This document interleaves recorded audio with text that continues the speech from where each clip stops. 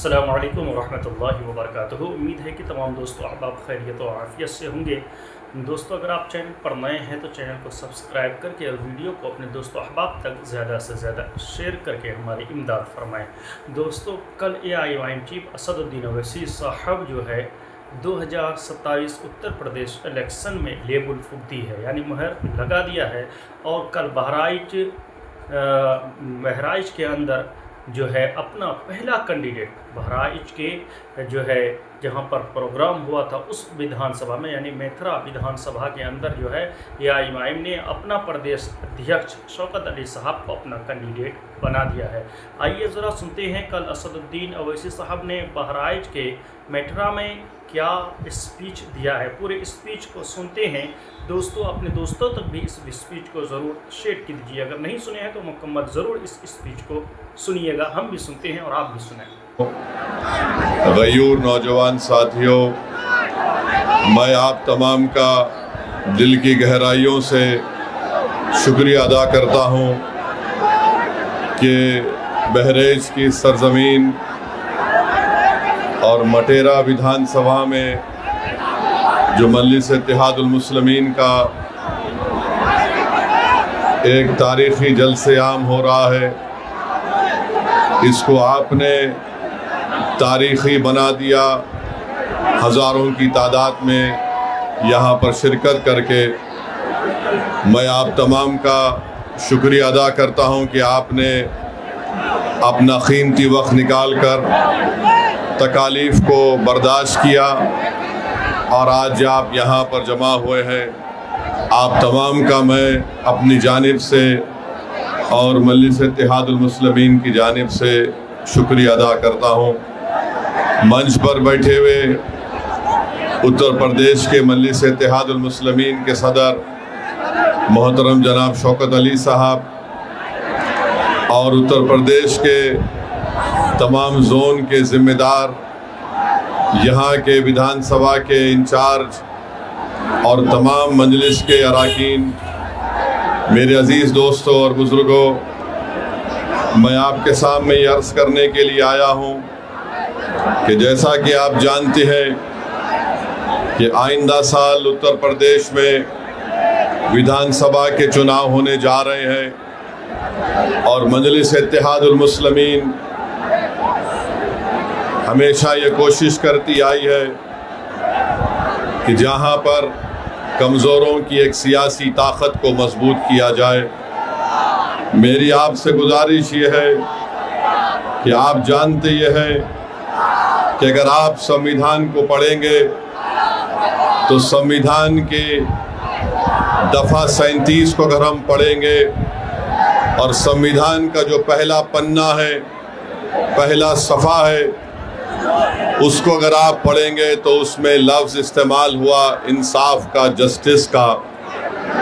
अगर आप संविधान की दफ़ा 37 को पढ़ेंगे तो उसमें बात आई है सियासी इंसाफ की। इसी सियासी इंसाफ की लड़ाई असदुद्दीन ओवैसी और मजलिस इत्तेहादुल मुस्लिमीन लड़ रही है। अगर आप चाहते ये हैं कि ज़मीनी सतह से उत्तर प्रदेश में आपकी एक लीडरशिप बने, तो मेरी आप तमाम से गुजारिश है कि आने वाले विधानसभा में हम तमाम को मुत्तहिद होकर अपनी एक सियासी लीडरशिप को बनाना पड़ेगा।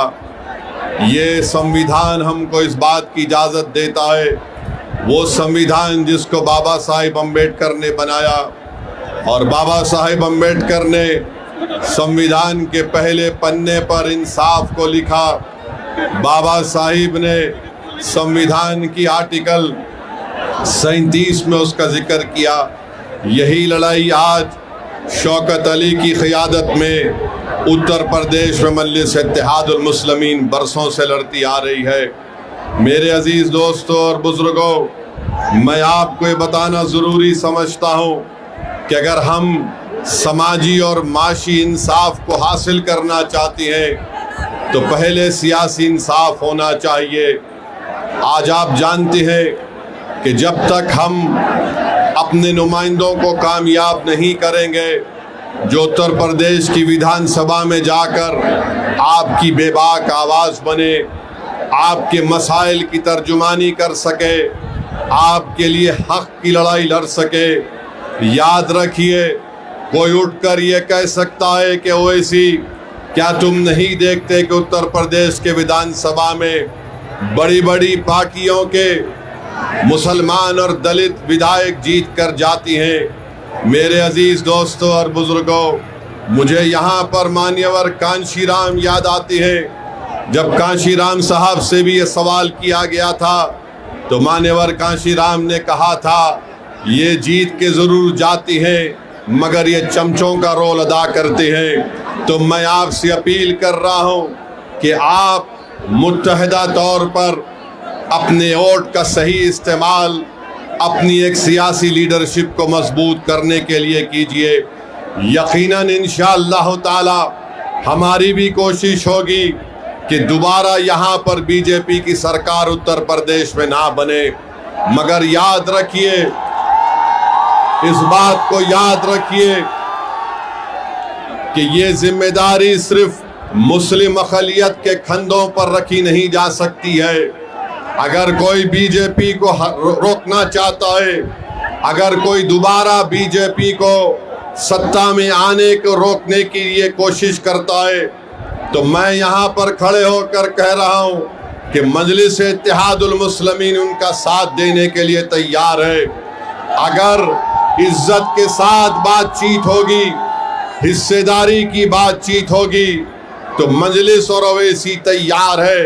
मगर अगर तुम बीजेपी को रोकने के नाम पर मुझसे और मटेरा की जनता से कहोगे कि तुमको दरी बिछाना पड़ेगा, अब दरी नहीं बिछाई जाएगी, अब हिस्सेदारी और बराबरी की लड़ाई होगी इंशाअल्लाह ताला।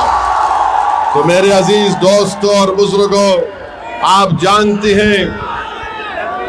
जानते हैं कि बीजेपी की सरकार में चाहे उत्तर प्रदेश हो या जिस किसी भी भारत का स्टेट हो जहां पर बीजेपी की सरकार है, हम वहां पर देखते हैं कि बुलडोजर से किसका घर तोड़ा जाता है। हम जानते हैं कि किसके किस्मत में एनकाउंटर लिखी हुई है। हम जानते हैं कि किस समुदाय के नौजवानों की जवानी को जेल में डालकर बर्बाद कर दिया जा रहा है। हम जानते हैं कि अगर कोई नौजवान बच्चे कश्ती पर रोजा खोलते हैं तो उनको 40 दिन जेल में गुजारना पड़ता है। मेरे अजीज दोस्तों और बुजुर्गों, यही नाइंसाफी के खिलाफ मजलिस और ओवैसी लड़ती है। इसीलिए आज हम पर इल्जाम लगा दिया जाता है। अरे इल्जाम लगाने वालों, तुम जितना इल्जाम लगा सकते लगा लो, मगर हम अपनी लड़ाई से पीछे हटने वाले नहीं हैं। जब तक भारत का संविधान जिसको बाबा साहिब अम्बेडकर ने लिखा, उस संविधान में जो बाबा साहिब अम्बेडकर ने जिन बातों का जिक्र किया कि पॉलिटिकल जस्टिस को हासिल करना है, इंशाअल्लाह ताला असदुद्दीन ओवैसी की जिंदगी जब तक अल्लाह मुझे जिंदा रखेगा, हम इस लड़ाई को जारी रखेंगे। और मैं आपको बताना चाह रहा हूं कि यहाँ पर उत्तर प्रदेश में आप देखते हैं कि एनकाउंटर के नाम पर कई मासूम लोगों को तकलीफ दी जाती है। मीडिया ने रिपोर्ट किया कि 17,000 एनकाउंटर हुए। बताइए, संविधान रूल ऑफ लॉ की बात करता है, संविधान रूल बाय गन की बात नहीं करता। संविधान के बरखिलाफ अगर कोई काम करता है तो ये अनकॉन्स्टिट्यूशनल है। ये मैं नहीं बल्कि सुप्रीम कोर्ट के जज ने कहा कि उत्तर प्रदेश में समानता व्यवस्था है। इलाहाबाद हाई कोर्ट के जज जनाब विनोद साहब ने बात कही है। 19 मार्च को मंसूर अहमद को पकड़ लिया गया, पुलिस कस्टडी में रखकर जुल्म किया गया, NSA लगा दिया गया। इलाहाबाद हाई कोर्ट ने फैसला दिया कि मंसूर अहमद को 2 लाख रुपए पुलिस के उस ओहदेदार को देना पड़ेगा। उत्तर प्रदेश के मुख्यमंत्री को मैं थोड़ा बताना चाह रहा हूं कि वो बार बार हर चीज में कहते हैं कि माता है। उत्तर प्रदेश के मुख्यमंत्री, मैं आपको बताना चाह रहा हूं, शायद आप पढ़ना लिखना नहीं जानते हैं। संविधान की दफा 48 को उठाकर पढ़ लीजिए मुख्यमंत्री, वो क्या कहती है संविधान की दफा 48? राष्ट्रीय कामधेनु आयोग, राष्ट्रीय गोकुल मिशन क्या है? अगर ये सब है तो फिर अगर आप जो बात कह रहे हैं तो क्या बीजेपी के लोग जो सत्ता में वो इंसान नहीं है, क्या बायोलॉजिकल है? मेरे अजीज दोस्तों और बुजुर्गों, जो मुस्लिम अक़लियत को निशाना बनाते हैं, मैं उनसे पूछना चाह रहा हूं, क्या उत्तर प्रदेश पूरे भारत का सबसे बड़ा बीफ का एक्सपोर्टर नहीं बन गया? 40 से 60% बीफ का एक्सपोर्ट उत्तर प्रदेश से होता है और मुख्यमंत्री इस पर खामोश हो जाते हैं। मैं आपको बताते हुए तकलीफ महसूस करता हूं कि संभल में मुस्तफा कादरी मस्जिद को गवर्नमेंट की जमीन कहकर शहीद कर दिया गया और वहीं पर वाराणसी में अजगैब शाहिद मस्जिद को शहीद कर दिया गया रेलवे लाइन कहकर।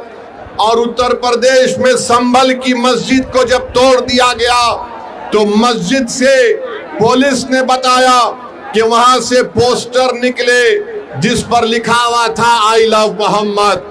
मैं बताना चाह रहा हूं कि दुनिया के जितने मुसलमान हैं उन तमाम का ईमान यह है कि हम मोहम्मद सल्लल्लाहु अलैहि वसल्लम से मोहब्बत करने वाले हैं।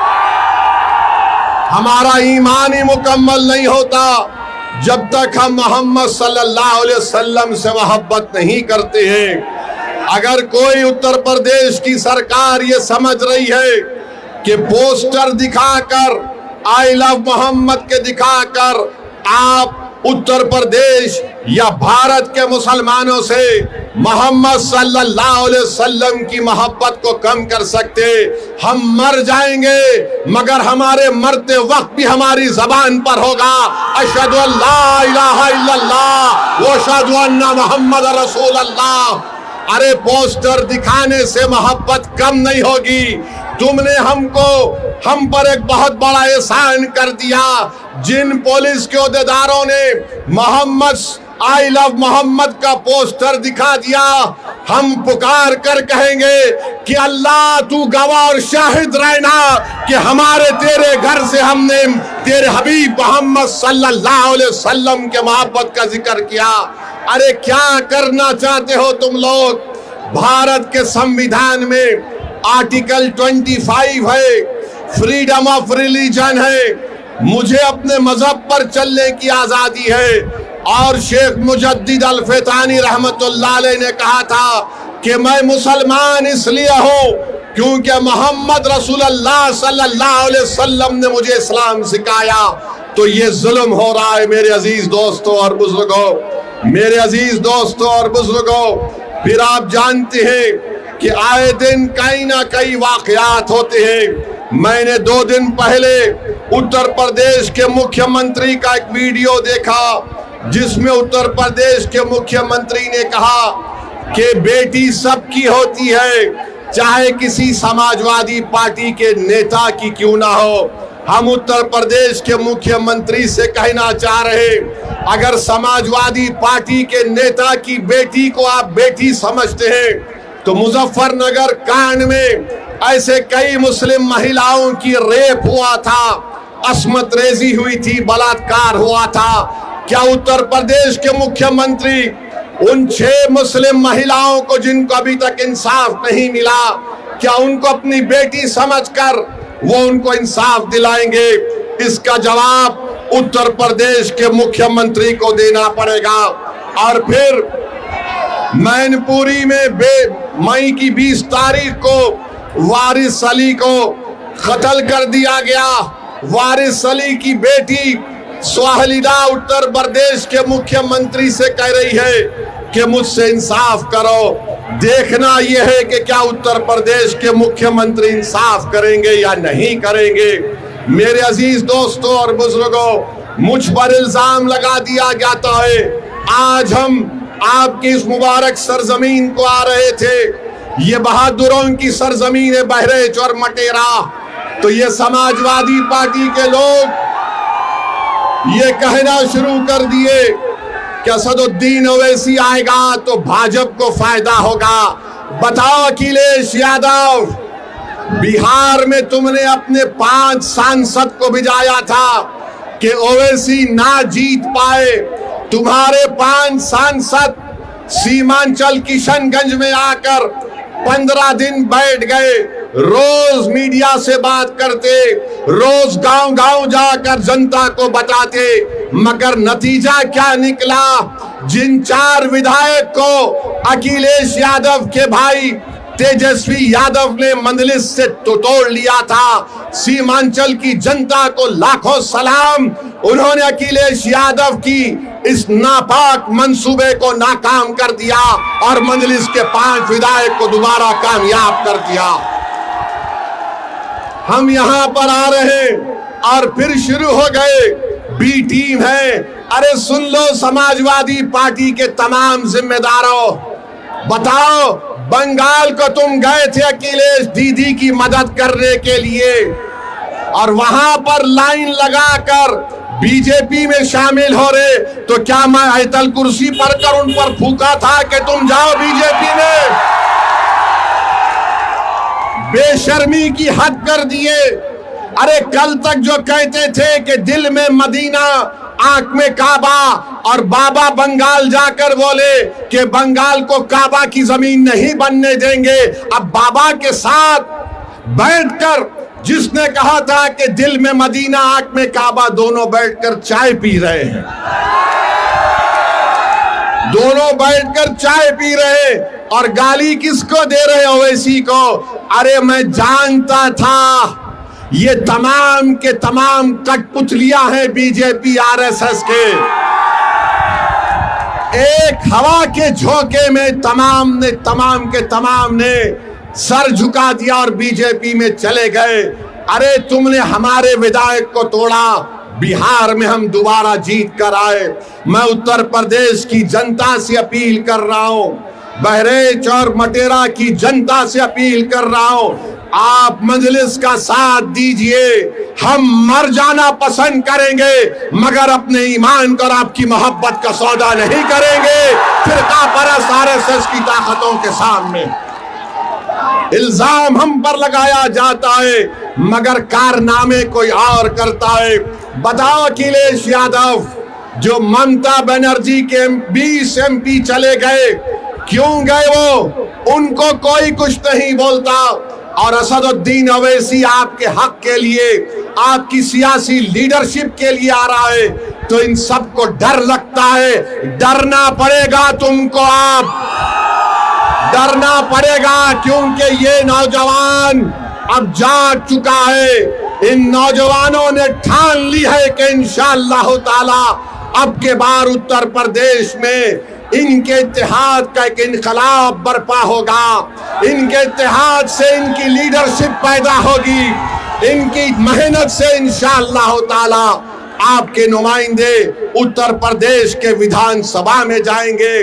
और समाजवादी पार्टी के ये जो लोग हैं, पिछले 20-25 साल से यहाँ पर यासिर शाह और उनकी फैमिली को आपने बड़ी वफादारी के साथ वोट दिया है।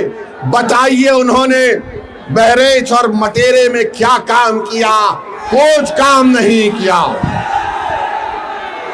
आपने वफादारी से वोट दिया मगर इन्होंने कहीं पर भी एक अस्पताल नहीं बनाया। क्या मटेरा की विधानसभा में हमारी बेटियों का कॉलेज है? क्या मटेरा में अस्पताल है? क्या मटेरा विधानसभा में जो इलाके बुलबुल नवाज, मंगलपुरवा, गगड़ा, नरसिंगा डब्बा, यहाँ पर कोई रोड है या एम्बुलेंस चल सकती है?